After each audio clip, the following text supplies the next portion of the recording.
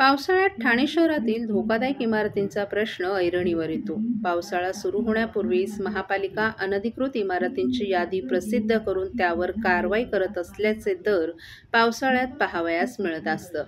यामध्ये धोकादायक इमारती रिकाम्या केल्या जातात. मात्र यंदा शहरात असलेल्या 90 अतिधोकादायक इमारतींपैकी महापालिकेनं 41 इमारती रिकाम्या करून त्यांच्यावर तोडक कारवाई केल्याचं दिसून येतंय. परंतु अद्यापही 49 इमारतींमधील 217 कुटुंब आणि वाणिज्यमधील 51 कुटुंब धोक्याच्या सावटाखाली वावरत आहेत.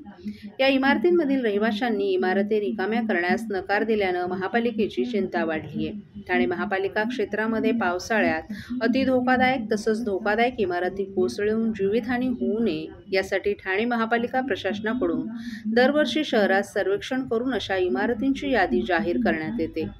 यंदा करण्यात आलेल्या सर्वेक्षणात पूर्वी शहरात 4407 इमारती या धोकादायक होत्या, तर अतिधोकादायक इमारतींची संख्या ही 90 इतकी झाली आहे. यात सर्वाधिक अतिधोकादायक इमारतींची संख्या ही नौपाडा भागात असून हा आकडा 38 एवढा आहे, तर सर्वात कमी इमारती या मुंब्र्यात असून येथील आकडा हा केवळ 1 आहे.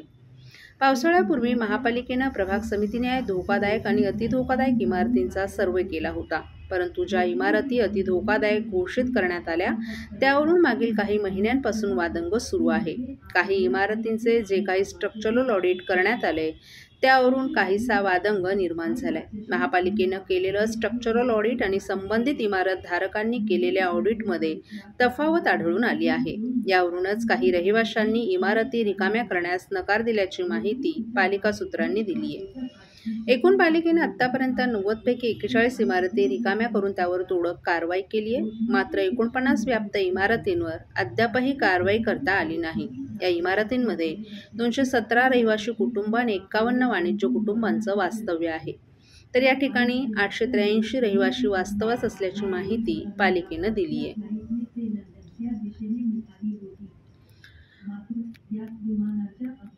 महाराष्ट्रातील भगिनींना आधार देणारी राज्य शासनाची मुख्यमंत्री माझी लाडकी बहीण योजना. या योजनेअंतर्गत अल्प उत्पन्न गटातील 21 ते 65 वयोगटाच्या भगिनींना मिळणार दरमहा 1500 रुपयाची मदत. अर्ज करण्यासाठी 31 ऑगस्ट 2024 पर्यंत मुदतवाढ.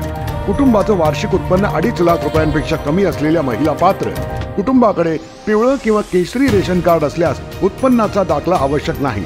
पांढरं रेशन कार्ड असेल किंवा रेशन कार्ड नसेल तर कुटुंबाचं वार्षिक उत्पन्न 2.5 लाखांपेक्षा कमी असल्याचा दाखला आवश्यक. योजनेसाठीचा ऑनलाईन अर्ज नारी शक्ती दूत ॲप वरून किंवा पोर्टलवर भरता येईल. ज्या भगिनींना ऑनलाईन अर्ज भरता येत नसेल त्यांच्यासाठी अंगणवाडी, ग्रामपंचायत, वॉर्ड ऑफिस, सेतू सुविधा केंद्रामध्ये किंवा आशाताई बचत गटाच्या CRP यांची मदत उपलब्ध. आता आपल्याला अभिमानानं म्हणता येईल, सुखी आणि सुरक्षित आहे माझी लाडकी बहीण.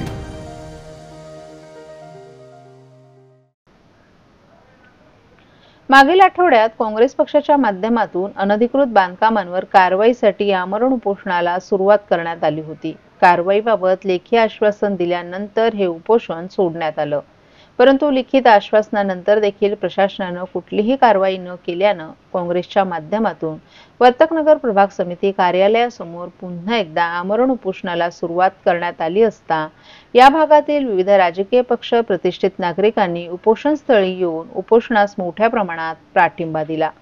या उपोषणाची गांभीर्याने दखल घेत अनधिकृत बांधकामं आणि PPP तत्वावरील पुनर्बांधणी होत असलेली दिरंगाई याबाबत महानगरपालिका आयुक्त सौरभ राव यांनी ठाणे काँग्रेसचे अध्यक्ष विक्रांत चव्हाण यांच्याशी फोनद्वारे संपर्क साधत प्रशासनाकडून होत असलेल्या दिरंगाईबाबत दिलगिरी व्यक्त करत त्यांना उपोषण सोडण्याची विनंती केली.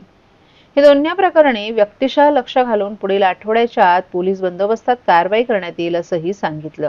तसंच त्याबद्दल सकारात्मक निर्णय घेण्याचं लेखी आश्वासन सहाय्यक आयुक्तांमार्फत विक्रांत चव्हाण यांना देण्यात आल्यानंतर हे उपोषण सोडण्यात आलं. लग्नसराई आणि सणासुदीच्या हंगामासाठी खास संकलन घेऊन शिल्पम आर्ट अँड क्राफ्ट कॉटन आणि सिल्क एक्स्पोचं आयोजन ठाण्यात करण्यात आलं आहे. 20 मे ते 15 जून या कालावधीत वसंत विहार येथील डीमार्ट आणि रामजी हॉटेल जवळ हे प्रदर्शन आणि विक्री मेळावा सुरू राहणार आहे.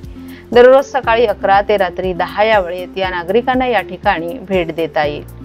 या एक्स्पो मध्ये सर्व प्रकारचे suit, dress material, stalls, kurti, fashion jewellery, पारंपरिक footwear, khadi shirts, brass articles, घर फर्निशिंग, पॉटरी, फर्निचर अशा विविध वस्तू एकाच ठिकाणी उपलब्ध आहेत. ग्राहकांसाठी खास आकर्षण म्हणजे राष्ट्रीय स्तरावरील विविध भागातील हस्तकलेचं सामान या ठिकाणी एकत्रितपणे पाहायला आणि खरेदीसाठी मिळणारे सर्व कार्ड आणि डिजिटल पेमेंटची सोयही उपलब्ध आहे.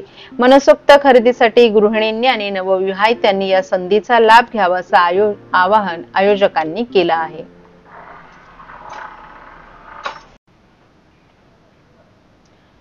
अहमदाबाद येथे घडलेला विमान अपघात हा अतिशय दुर्दैवी आणि वेदनादायक असल्याची भावना राज्याचे उपमुख्यमंत्री एकनाथ शिंदे यांनी व्यक्त केली आहे. या अपघातात अनेक प्रवाशांचा दुर्दैवी मृत्यू झाला असून माजी मुख्यमंत्री विजय रुपाणी यांचा देखील या घटनेत मृत्यू झालाय. ही देशासाठी अत्यंत मोठी दुःखद घटना असून पंतप्रधान नरेंद्र मोदी आणि केंद्रीय गृहमंत्री अमित शहा यांनी स्वतः घटनास्थळी जाऊन आढावा घेतल्याचं उपमुख्यमंत्री एकनाथ शिंदे यांनी सांगितलं. मृतदेहांची ओळख पटवणं कठीण झालं असून DNA आणि फॉरेन्सिक तपासणीचं काम सुरू आहे. महाराष्ट्रातील जे प्रवासी अपघातात होते त्यांच्या बाबतही माहिती घेतली जात आहे. महाराष्ट्र शासनाच्या वतीनं सर्व प्रकारचं सहकार्य दिलं जातंय. मुख्यमंत्री स्वतः या प्रकरणाकडे गांभीर्यानं लक्ष ठेवून आहेत. या अपघातामुळे संपूर्ण देशात शोककळा पसरली आहे आणि महाराष्ट्र सरकारही या दुःखद प्रसंगात पूर्णपणे सहकार्य करेल अशी ग्वाही उपमुख्यमंत्री एकनाथ शिंदे यांनी दिली आहे. एकंदरीत मोठ्या प्रमाणात महाराष्ट्रातील देखील लोक आहेत, त्यांच्याकडे देखील आता मदतीचा हात पुढे करणारे अशा प्रकारचा महाराष्ट्र. यामध्ये झालेली घटना कालची एअर इंडियाच्या विमान अपघाताची अतिशय दुर्दैवी आहे आणि सगळ्यात मोठी दुर्दैवी घटना घडली आहे. यामध्ये विमान प्रवासी देखील मोठ्या प्रमाणावर मृत्युमुखी पडलेले आहेत आणि त्याचबरोबर जे मेडिकल कॉलेज होतं त्या इमारतीवर हे विमान कोसळल्यामुळे तिथली देखील मोठ्या प्रमाणावर कॅज्युअल्टी झाली आहे. ही अतिशय दुर्दैवी आणि दुःखद वेदनादायी घटना आहे आणि स्वतः देशाचे प्रधानमंत्री नरेंद्र मोदीजी, गृहमंत्री अमित शहाजी अनेक सर्वजण त्या ठिकाणी स्वतः पोहोचलेत, आढावा घेत आहेत आणि त्याचबरोबर माजी मुख्यमंत्री विजय रुपाणी यांचं देखील दुःखद निधन त्यामध्ये झाले आणि महाराष्ट्रातील देखील काही प्रवासी किंबहुना विमानामध्ये काम करणाऱ्या क्रू यांचा देखील दुर्दैवी मृत्यू झालेला आहे. महाराष्ट्राने हेल्प डेस्क सुरू केलेला आहे.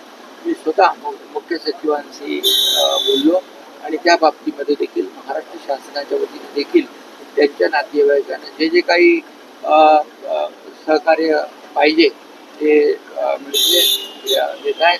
मुख्यमंत्री महोदय स्वतः त्यामध्ये लक्ष घालून या ठिकाणी सर्व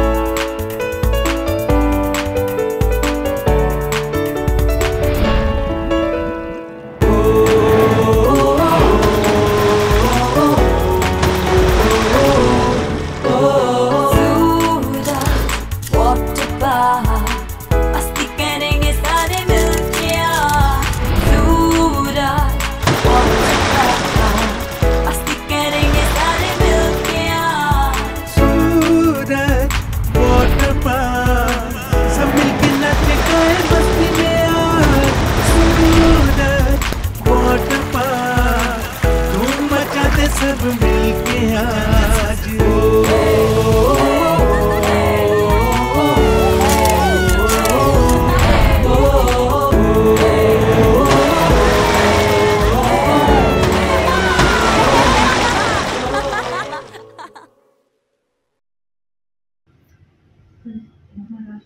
पावसामुळे शहरातील ज्या सखल भागात पाणी साचतं अशा ठिकाणांची पाहणी आज महापालिका आयुक्त सौरभ राव यांनी अधिकाऱ्यांसमवेत केली.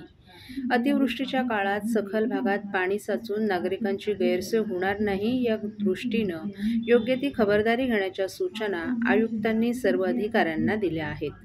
सखल भागात साचत असलेलं पाणी पंपाच्या साहाय्यानं नाल्यात सोडण्याच्या दृष्टीनं कार्यवाही करावी, तसंच रस्त्यावरील पावसाळी गटारं पुन्हा स्वच्छ करावी जेणेकरून पाणी वाहून नेण्याची क्षमता वाढेल या दृष्टीनं कार्यवाही करण्याचे निर्देशही त्यांनी यावेळी दिले.